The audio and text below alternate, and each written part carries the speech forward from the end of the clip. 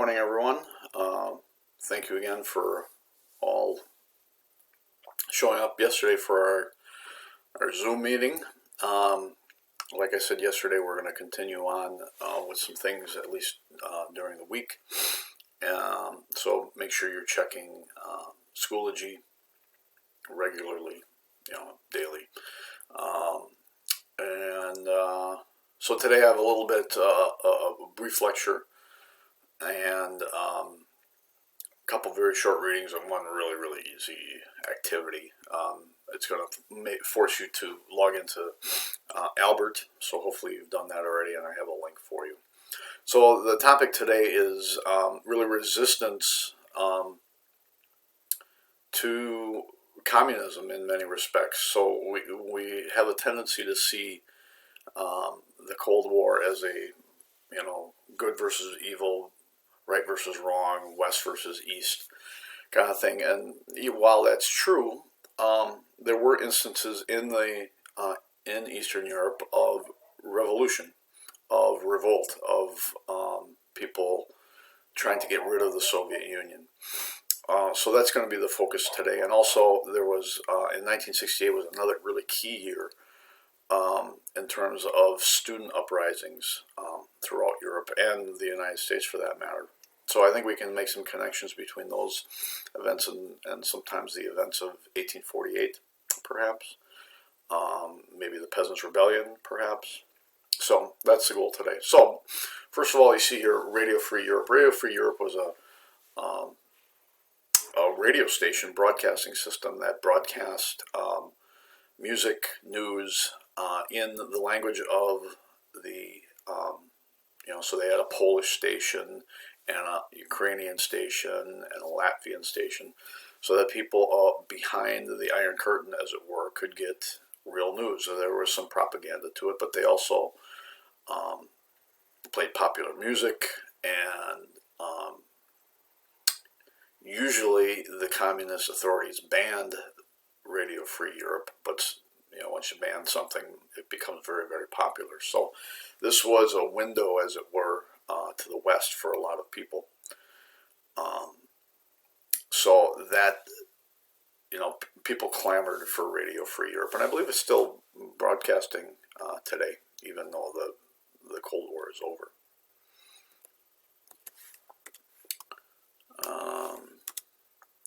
So let's get to the actual uprisings here. So the first major uprising took place in 1956. It was in Hungary. There was Hungary had a relatively, they had elections. The elections were one-party elections, so you had to vote for the communist candidate, and this guy won, Imre Nagy. And he promised to change the system to allow multiple candidates to open up free elections. And when the Soviets heard about this, they basically invaded Hungary. And you see the tanks there and arrested Nagy and put all the people who were advocating for this idea of free elections in jail, or they were shot. So this was a pretty brutal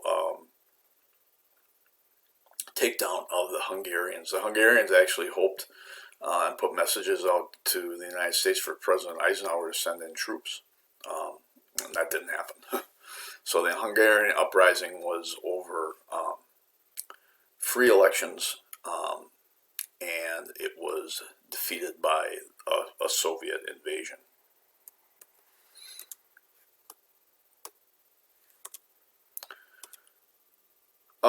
Another kind of symbolic thing about the Cold War is, of course, the Berlin Wall.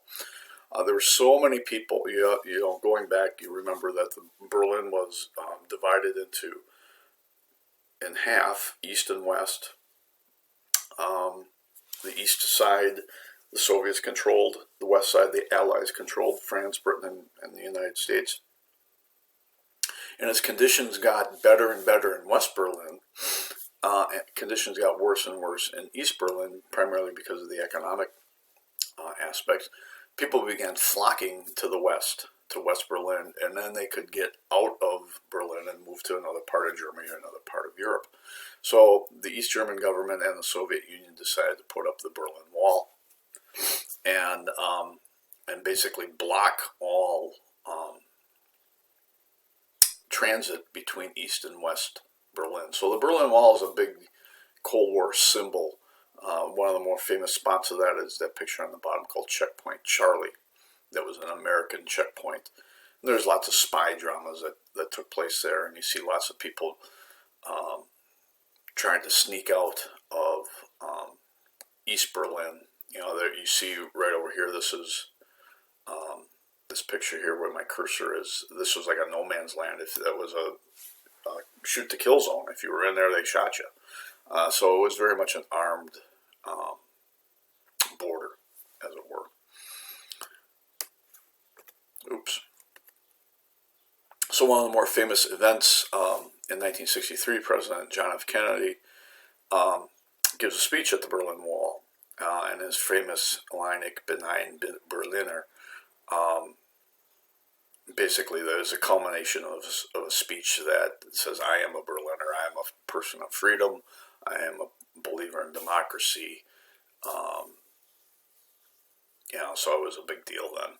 Ronald Reagan also went to the Berlin Wall in 1987 and told Gorbachev, who was the Soviet leader at the time, tear down this wall. So it was used by politicians as a symbol of oppression. And on the flip side, West Berlin was seen as a symbol, this oasis, if you would, of freedom and democracy. Another event of the Cold War was what was called Prague Spring. Prague was a communist nation. The president, this guy Alexander Dubček, began reforming some of the communist doctrines and the government programs, and he called it communism with a human face. So what did that mean? Well, as you can imagine, it meant free elections, it meant freedom of the press, freedom of of assembly, that kind of stuff. Well, the Soviets didn't take to that very well, and they basically invaded Czechoslovakia again and put this uprising down very, very harshly. One of the people who was leading this change was a guy named Václav Havel. He was at the time he was a student, or he just graduated. He was a playwright. He was an artist, basically, or a writer. And eventually becomes the first president of the Czech Republic after communism falls. So Prague Spring was another one of these hopeful glimmers of, or a crack in the facade, if you would, of the Soviet Empire.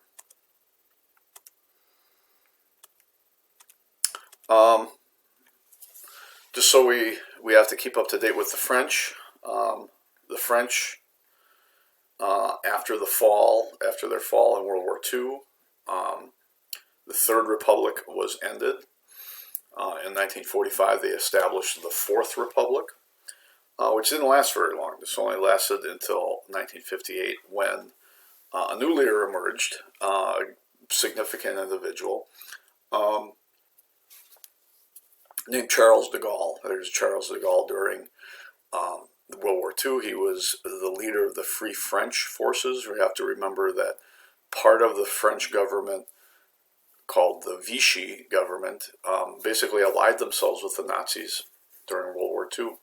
There was also a significant number of French people that joined what was called the Free French forces. They were located in Algeria or in London, and they continued to fight. And Charles de Gaulle emerges as this leader. After the post-war France was not doing very well, the government, the Fourth Republic, was not very effective. De Gaulle comes to power, voted in, reorganizes the government, writes a new constitution that has a very strong president, a weak cabinet, weakened legislature, separation of powers, and that's the system that the French still have today. So de Gaulle is seen as a real significant leader of the 20th century in France. He settled the Algerian crisis. Algiers was a French colony. It was sort of seen as France. There was a revolution or a rebellion. It was costing lots of manpower, lots of bloodshed. He settled that, set Algeria on a course of independence, made France a nuclear power. The late or the 60s in France was relative prosperity. There was a stable government. France was, or at least de Gaulle, at one point pulled France out of NATO, brought France back into NATO, primarily just to show France's independence. De Gaulle saw France as still a great power, which doesn't really fit because it was really just the United States and the Soviet Union at that point. But he put France on a path back to prosperity. But again, in the late 60s, there was a massive student riot, student protest that led to a much larger, almost, revolution. He was forced to resign in 1968 and then died in 1970. So basically, the protests of 1968 were started by students protesting basically how they signed up for classes, which is kind of weird. But this spread to a lot of the working class of Paris, that they were protesting with what they saw as a fairly restrictive system that de Gaulle had created. France was a democracy, but de Gaulle was pretty much in control. So we see lots of similarities with these student riots with perhaps the Commune, maybe not as bloody, perhaps the various revolutions that France has gone through. And they actually, just like in Les Miserables, they created the barricades. So it was, we put the student protests and Prague Spring in the context of the general civil rights movement that's going on in the world. There was lots of protests against the war in Vietnam. There was lots of protests against society in general, materialism.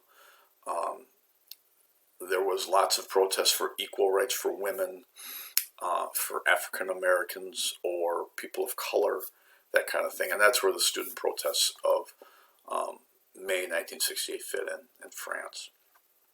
So that's that. If I can, I got a few minutes here. There are, if you see on my screen here, there's two readings, Revolts in Eastern Europe and Student Revolts in 1968. These are each like one page. And then the directions that I'd ask you to do after watching my lecture here, read the excerpts, and as a check, there's two questions in Albert related to this, and this is due tomorrow. So that the question should take you less than 5 minutes. So this is the link to Albert. If you haven't signed up for Albert yet, please do so. You still have time. And then I can check that you did this part in Albert. So it should be very, very easy. So if you have questions, let me know. Hope all is well, and I will see you tomorrow.